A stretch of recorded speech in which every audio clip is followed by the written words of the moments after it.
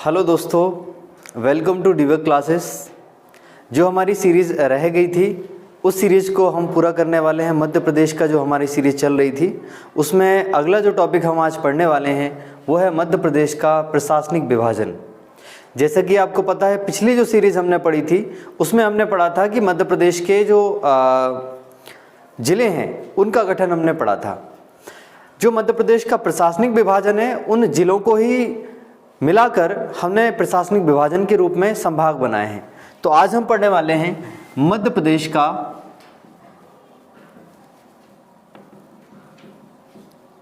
प्रशासनिक विभाजन। प्रशासनिक विभाजन के अंतर्गत मध्य प्रदेश को हमने 10 संभागों में बांटा है। तो ये जो प्रशासनिक विभाजन है इसके अंतर्गत क्या रहेंगे, हमारे 10 संभाग रहेंगे। ये 10 संभाग में मध्य प्रदेश को बांटा गया है। तो ये 10 संभाग हम पढ़ेंगे। ये 10 संभाग कौन कौन से हैं और इनके ज़िले जो हैं वो याद करेंगे। ज़िलों की याद करने की ट्रिक मैं आपको बताऊंगा, उसमें आपको सभी ज़िले जो हैं वो याद हो जाएंगे। अधिकांश एग्जाम में क्वेश्चन इसी प्रकार से बनते हैं कि ये वाला ज़िला किस संभाग में आता है, किस संभाग में नहीं आता है। इस तरह से आपको सभी संभाग के ज़िले आपको याद रखने हैं। तो 10 संभाग कौन कौन से हैं पहले हम ये पढ़ लेते हैं। तो 10 संभाग कौन कौन से हम स्टार्ट करते हैं।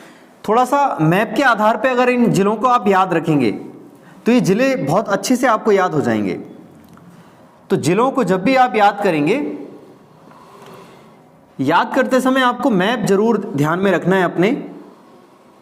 पूरा मैप जब आपके ध्यान में रहेगा तो जिले आपको आसानी से याद हो जाएंगे। तो हम स्टार्टिंग करते हैं उत्तर मध्य प्रदेश से। पहला जो संभाग है हमारा वो संभाग हम स्टार्ट करेंगे तो वो हो जाएगा चंबल संभाग। पहला संभाग चंबल संभाग। पहले मैं सारे संभाग लिख देता हूं, उसके बाद हम फिर साथ साथ में जिले पढ़ते चलेंगे। दूसरा संभाग हो जाएगा ग्वालियर संभाग। तो चंबल संभाग, ग्वालियर संभाग। तीसरा संभाग आ जाएगा नीचे आपका उज्जैन संभाग, उज्जैन, इंदौर। फिर आ जाएगा इंदौर के बाद जबलपुर। अभी हम इन 5 संभाग को पढ़ लेते हैं, इसके बाद फिर हम पढ़ेंगे आगे अगले 5 संभाग। इस तरह से टोटल 10 संभाग हो जाएंगे। तो चंबल संभाग की बात करें, हमें सबके संभागों के अंदर जिलों की संख्या भी याद रखनी है, साथ साथ में नाम भी याद रखने हैं। चंबल संभाग में 3 जिले आते हैं। 3 जिले हैं आपके भिंड, मुरैना और शिवपुर। भिंड, मुरैना, शिवपुर। तो देखिए बहुत ही आसान है, आपका यहां से स्टार्ट हो जाएगा भिंड, मुरैना और शिवपुर। 3 जिले हो जाएंगे, ये तीनों जिले आ जाएंगे चंबल संभाग के अंतर्गत। अगला आता है ग्वालियर संभाग। तो ग्वालियर संभाग में कितने जिले पड़ेंगे, 5 जिले आएंगे आपके ग्वालियर संभाग के अंतर्गत, कुल 5 जिले। तो चंबल संभाग से थोड़े से नीचे आएंगे तो पड़ेगा ग्वालियर संभाग। इसमें जिले आ जाएंगे ग्वालियर, ग्वालियर हो जाएगा, पास में दतिया हो जाएगा। साथ साथ में नीचे थोड़ा सा आएंगे तो गुना, पहले शिवपुरी आ जाएगा। शिवपुरी पहले लिखेंगे हम, शिवपुरी, गुना और अशोकनगर। ये 5 संभाग हो जाएंगे। इसके बाद अगला संभाग आता है उज्जैन संभाग। इसमें कितने जिले आएंगे, तो 7 जिलों की संख्या आ जाएगी। उज्जैन संभाग में 7 जिले आ जाएंगे। 7 जिले कौन कौन से हैं उनके नाम याद रखना है आपको। तो 7 जिले हैं आपके, एक तो खुद उज्जैन हो जाएगा, उज्जैन, रतलाम। उसके बाद हम थोड़ा सा ऊपर आएंगे तो नीमच, मंदसौर, देवास। देवास कितने हो गए, 5 जिले। आगरमालवा और शाजापुर, आगरमालवा, शाजापुर। इस तरह से कुल 7 जिले हो गए, उज्जैन, रतलाम, नीमच, मंदसौर, देवास, आगरमालवा, शाजापुर। तो इधर का जो क्षेत्र है ये क्षेत्र आ गया हमारा उज्जैन संभाग के अंतर्गत। उसके बाद आता है इंदौर संभाग। इंदौर संभाग में हमें मिलेंगे 8 जिले। अच्छा, थोड़ा सा इसको और देख लें। जो उज्जैन संभाग है इसको याद करने का, क्योंकि बहुत सारे जिले हैं, थोड़ा याद करने में आपको परेशानी होगी, तो याद करने का एक ट्रिक आप देख लें इसमें। तो इसको लिख सकते हैं आप उर्मनी आदेश, याद करने की ट्रिक हो जाएगी उर्मनी आदेश। उर्मनी आदेश से कैसे करेंगे, तो ऊ से उज्जैन, रा से रतलाम, मा से आ जाएगा मंदसौर, ना से आ जाएगा नीमच, आ से आगरमालवा, दे से देवास और शा से शाजापुर। इस तरह से टोटल 7 जिले हो जाएंगे उज्जैन के। इंदौर पे आएंगे हम तो 8 जिले आते हैं इंदौर में, बहुत ही आसान है इंदौर में याद करना। तो इंदौर के कौन कौन से जिले हैं, इंदौर में हो जाएगा इंदौर खुद हो जाएगा, इंदौर हो जाएगा, धार हो जाएगा, उसके बाद झाबुआ,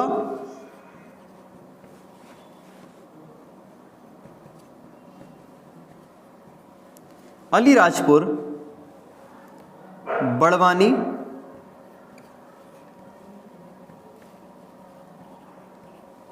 बुरहानपुर,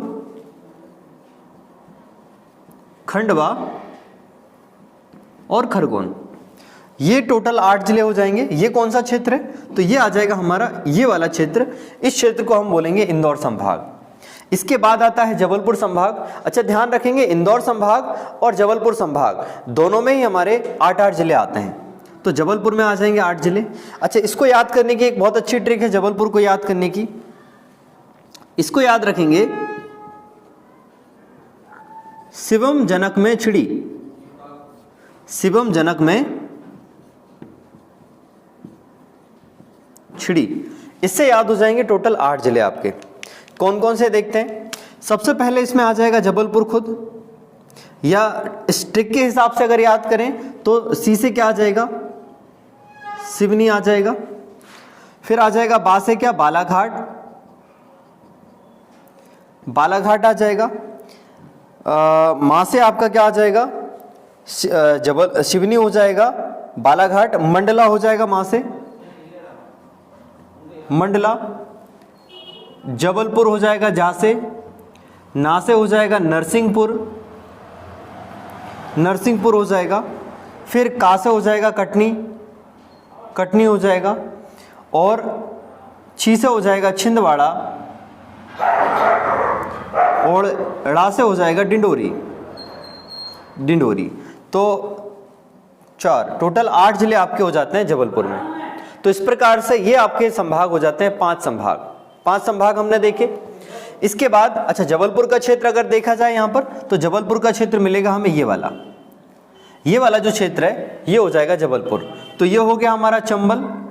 फिर थोड़े नीचे आए तो ये हो गया हमारा ग्वालियर।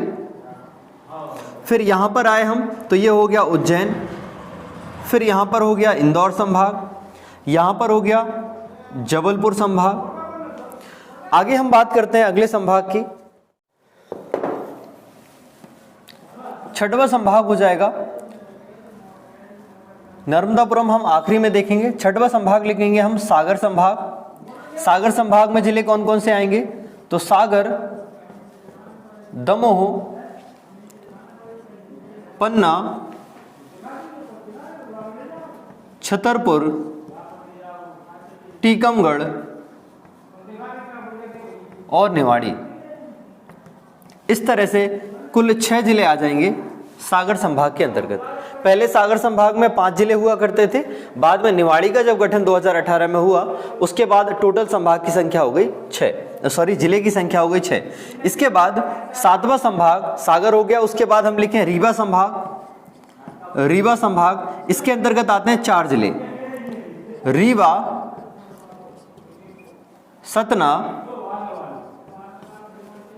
सीधी और सिंगरौली। बहुत आसान है याद करना।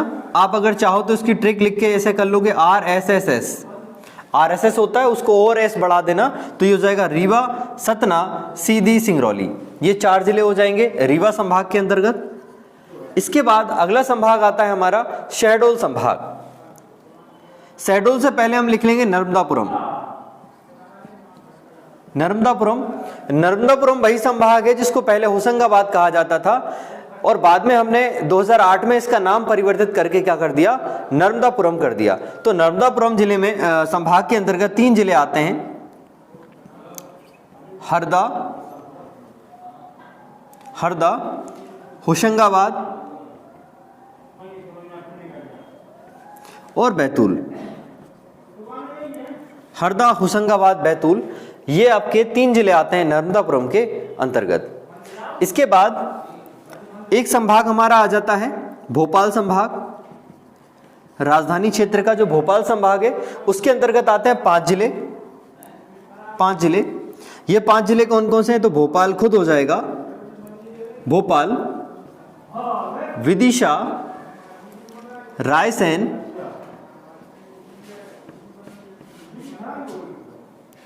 सीहोर, भोपाल, विदिशा, रायसेन, सीहोर और एक और राजगढ़। ये 5 जिले हो जाएंगे भोपाल संभाग के अंतर्गत। और एक अंत में जो नया संभाग भी बना है हमारा 10वां संभाग, इसलिए हम इसको आखिरी में लिख रहे हैं कि 10वां संभाग जो हमारा अंतिम संभाग है उसका नाम क्या है? शहडोल। शहडोल संभाग। शहडोल के अंतर्गत क्या आ जाएगा? उमरिया, शहडोल और अनूपपुर। 3 जिले आ जाते हैं शहडोल संभाग के अंतर्गत। और ये तीनों को याद रखना है कि शहडोल जो जिला था उसी से निकला है उमरिया और शहडोल से ही निकला है अनूपपुर। इस तरह से ये तीनों अपने आप में एक जिले थे पहले, उसके बाद ये 3 अलग अलग जिले बने और उनका संभाग बन गया शहडोल संभाग।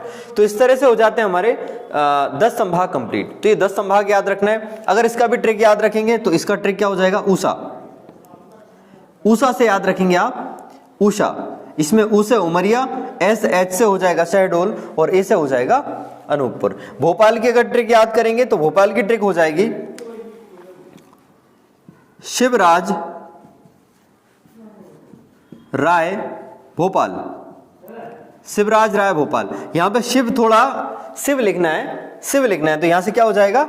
सीहोर हो जाएगा, वा से विदिशा हो जाएगा, राज से राजगढ़, राय से रायसेन और भोपाल से भोपाल हो जाएगा। तो ये हो जाएगी ट्रिक आपकी भोपाल वाली। तो इस तरह से हमारे कुल 10 संभाग थे, ये हमने पढ़े। आगे अगली क्लास हम लेके आएंगे, उसमें हम पढ़ेंगे मध्य प्रदेश का जो विभाजन है। आज हमने पढ़ा है प्रशासनिक विभाजन, कल हम पढ़ेंगे आपका भौगोलिक विभाजन।